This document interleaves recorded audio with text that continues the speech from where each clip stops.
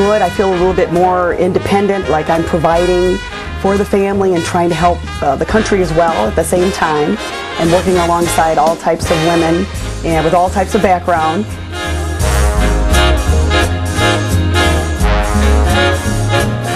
The WASPs, or Women's Air Force Service Pilots, were made up of women from all walks of life.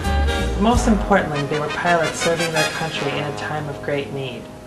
Over 1,100 women served as WASP pilots during the 2-year period the organization existed.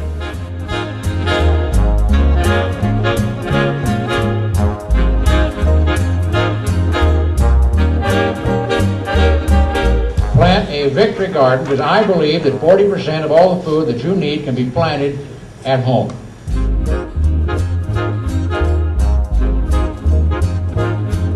Ich meine, dass Sie studieren es auf die Hauptschule auch.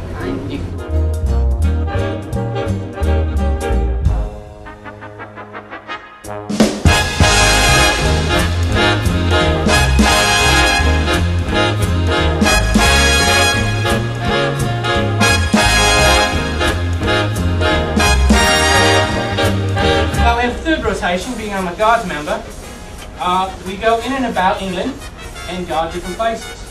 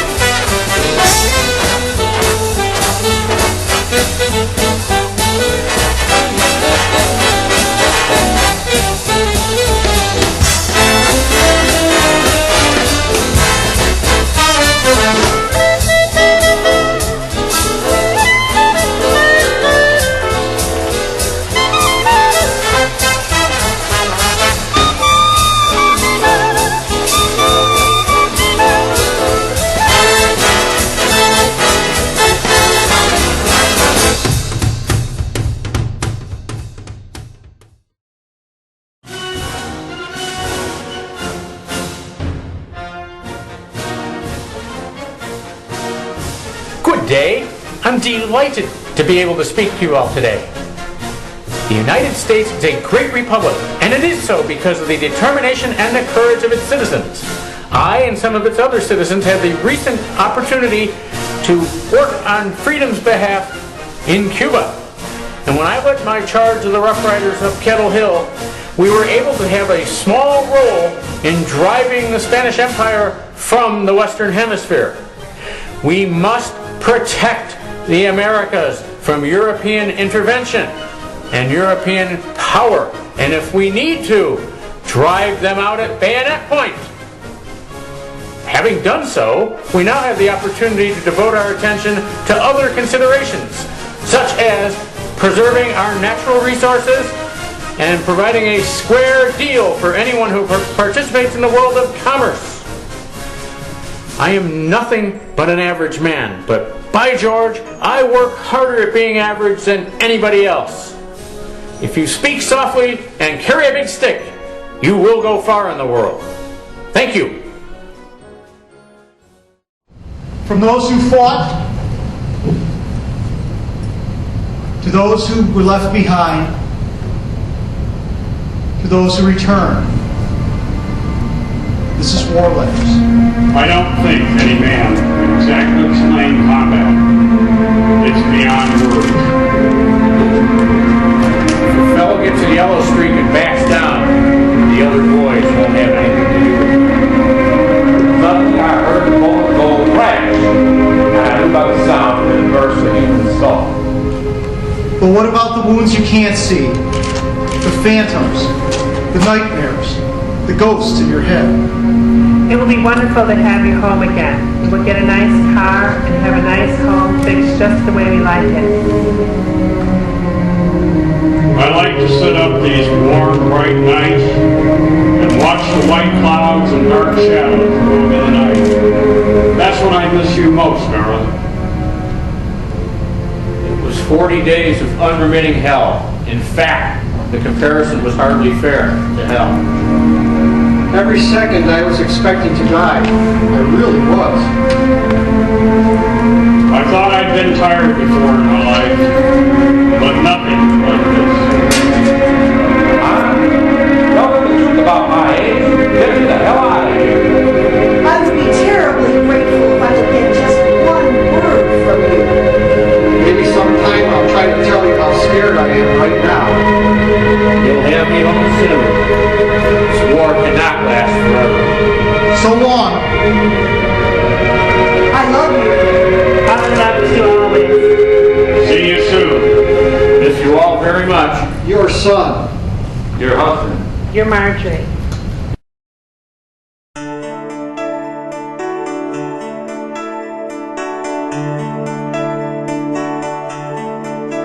The Continental Line is down from Virginia to join Dan Morgan as part of his light infantry.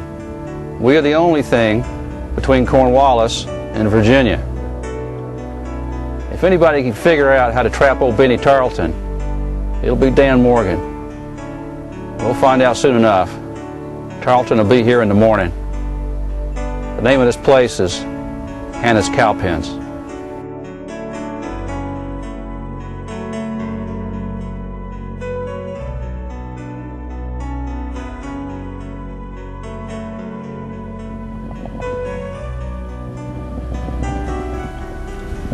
Good day. My name is Mrs. Abigail Adams, the wife of Mr. John Adams, who is currently serving in the Continental Congress in the great city of Philadelphia. I thank you for being here this fine day, the 14th of July, in the year of our Lord 1776. It will be my honor to share with you my impressions and observations of the events leading up to our American Revolution. I have longed for this day and rejoice in the action taken by the Second Continental Congress on the 4th of July of this month. With the birth of our nation, I bid Mr. Adams to please remember the ladies.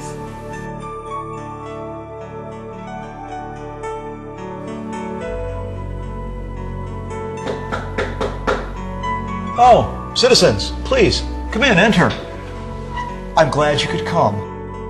I trust that what we were able to serve you at table here at Monticello was sufficient for your needs, and that you would consider staying the evening with us so we may discuss the press of business throughout the country and the things that are happening in these momentous times. Before we begin, I must tell you that of all the sayings I ever articulated, the one of which I am most fond is that the earth belongs to the living and not to the dead. By that I mean, I lived between 1743 and 1826. We could never have anticipated your technologies, your demographics, the way you feed yourselves, the way you clothe yourselves. This would have been totally alien to us.